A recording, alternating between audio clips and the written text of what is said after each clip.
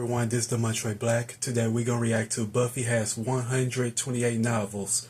We read all of them. Let's watch. In every generation, there is a chosen one. She alone will stand against the vampires, the demons, and the forces of darkness. She is the Slayer. For thousands of years, a new Slayer would be granted incredible powers and was destined to die young in battle against evil, passing their powers on to the next Slayer, and the next, and so on. That is, until the newest Slayer would change everything. Buffy Ann Summers. Not exactly the first girl you think is the savior of humanity. Buffy's only goals in life were, in her own words, graduate from high school, go to Europe, marry Christian Slater, and die. But that would all change when the Watcher Merrick appeared and revealed her destiny. Like, total bummer. Merrick trained Buffy in the arts of vampire slang, and she became so efficient that she burned down her school.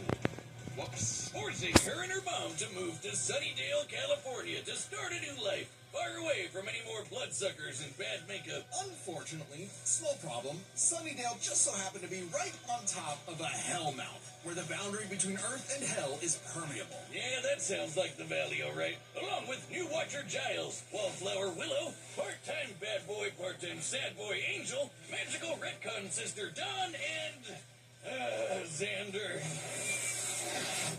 Buffy and her Scooby gang would battle a never-ending series of monsters. And we mean truly never-ending. Sure, there's the TV show, but Buffy has also been slaying vampires across video games, comics, and 128 novels. Tens of thousands of pages of Buffy lore you've never heard of. But we're just crazy enough to speed read them all. Buffy carries a variety of anti-vampire weaponry. There's wooden stakes, of course, sometimes dipped in Gorgon venom that can turn you to stone. Though she's also experienced with axes, swords, quarterstaffs, holy water, just about anything. You said it! When she fought an ancient demon unable to be killed by any weapon forged in his time, Buffy introduced his stupid ass to the 20th century. She's also a master of Aikido, Judo, Jiu-Jitsu, boxing, kickboxing, wrestling, karate, kung fu, wushu, tai chi, kendo, capoeira, and taekwondo. Buffy apparently thinks Hong Kong's kung fu movie masters could learn a thing or two. No kidding. Thanks to her Slayer senses, her reflexes are fine-tuned enough to dodge close-range Gatling gun fire, lightning bolts from the sky, and even beams of light. She's kept up with another Slayer, Faith, who can dodge laser beams from point-blank range. Buffy's strong enough to bend rebar, punch this 4.5-ton bat monster into the air, and, smash hard enough to tear apart a building. And despite her lack of armor, she can survive massive explosions, like the one that destroyed Cephrilion's lair that's bigger on the inside. She can even fight blindfolded, but if she is injured, she heals fast enough to be totally fine by the next episode. One time, Angel sucked out almost all of the blood from her body, and she survived. Doubly impressive since Angel's blood draining also drains magical energy. Yeah, Buffy's own magic makes her weirdly resilient to esoteric attacks, like when she expelled this misty shadow demon trying to possess her body, or when she resisted her soul being ripped apart and scattered across time.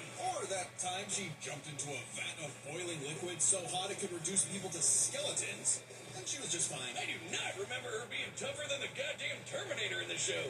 Man, this series is crazy. And influential. There are college courses on Buffy studies that cover how much it changed television. I took one in undergrad. Oh yeah? How's that student debt going? Not great. That's what I thought. Well, come back next time for the full episode of Blade vs. Buffy. If you like the video, give a thumbs up and I will see you on my next reaction. This is Demontre Black. Peace.